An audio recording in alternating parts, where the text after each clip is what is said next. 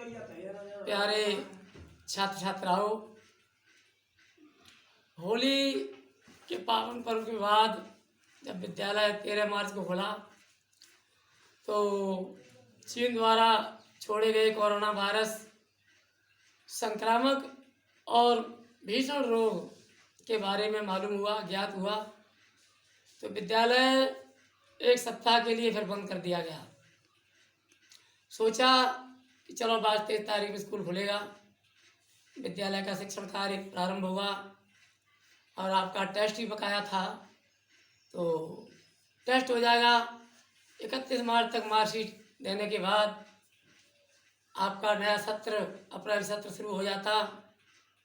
लेकिन जब तक 23-24 मार्च आई तब तक कोरोना वायरस का प्रकोप लगातार बढ़ता ही गया और बहुत तमाम लोग संक्रमित हुए। मोदी साहब ने 21 दिन के लिए फिर लॉकडाउन घोषित कर दिया, यानी 14 अप्रैल तक। फिर भी यही सोचते रहे कि हमारे बच्चे अपने आप घर पर थोड़ा बहुत पढ़ेंगे। कभी कभार आपके यहाँ आकर किसी के यहाँ साइकिल से भी संपर्क किया और आपको अवगत कराते रहे, बेटे घर पर पढ़ते रहना। अब आप क्या पढ़े क्या नहीं पढ़े, आपके माता पिताजी ने क्या आपकी तरफ कितना ध्यान दिया, कितना नहीं ध्यान दिया, ये आप ही जान सकते हैं।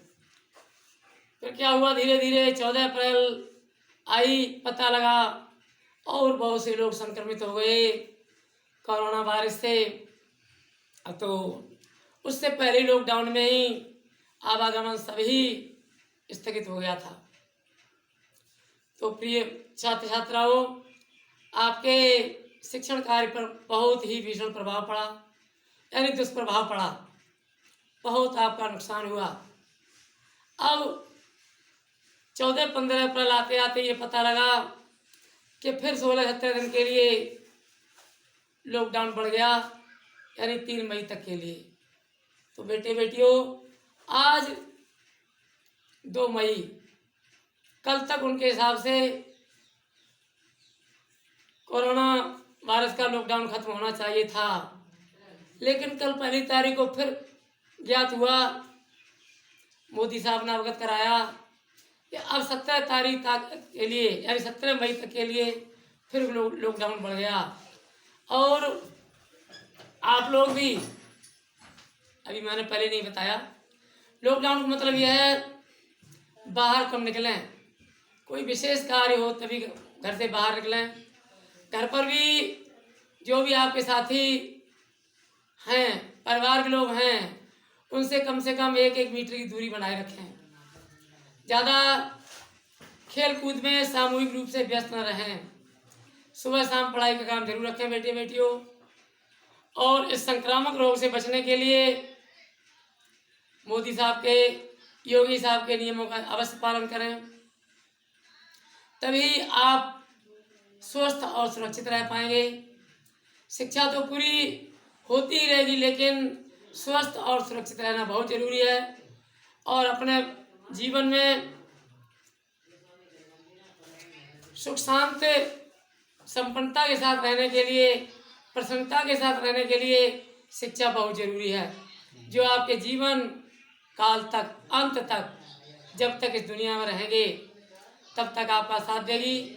तो प्रिय बेटे बेटियों, विद्यार्थियों एवं मेरे अभिभावक बंधुओं, आप अपने प्रिय पाल्यों यानी बेटी बेटों की तरफ जो भी काम सर लोगों द्वारा ऑनलाइन कराया जा रहा है, तो जैसे आपके पास बड़ा मोबाइल नहीं है, टच वाला, मोहल्ले में जो भी मोबाइल हो फंक्शन करके निकालें। कौन सा वो है, व्हाट्सएप निकालो, इसका बच्चों के होमवर्क को देखें और प्रतिदिन जो भी काम निकले उसे करवाएं। क्योंकि जब आपने अगर अपने बच्चे योग्य बना लिए तो आपका जीवन सफल। बुढ़ापे में आपको ये बच्चे ही आपका सहारा दे सकते हैं। जिसके बच्चे कामयाब हो गए उसका जीवन सफल हो गया। इसी के साथ साथ अब ज़्यादा कुछ नहीं कहना चाह रहा हूँ।